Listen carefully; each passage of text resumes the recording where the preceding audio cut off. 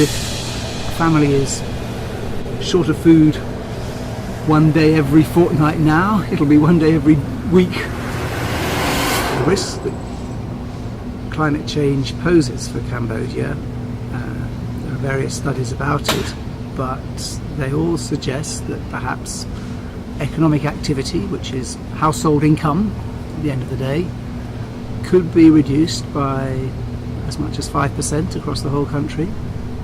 But for those vulnerable groups, particularly in rural areas, it could be as much as 10%.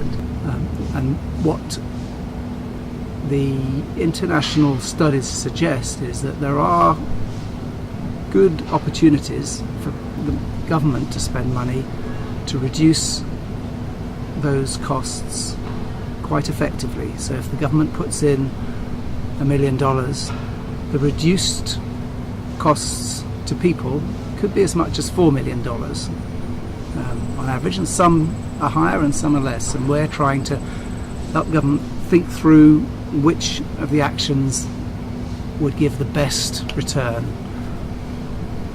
The climate change action plans aim to show how the strategies are going to be delivered.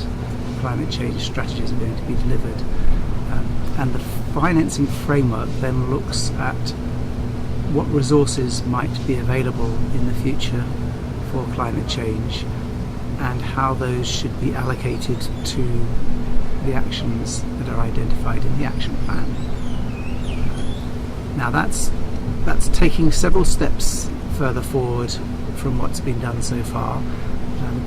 In the past, the main way of prioritising or selecting actions for climate financing was through the NAPA, the National Adaptation Programme of Action.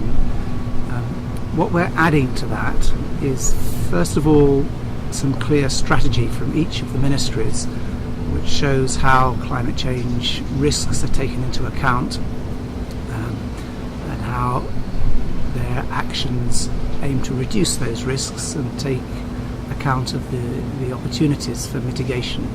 So there's a strategic background to the identification of actions.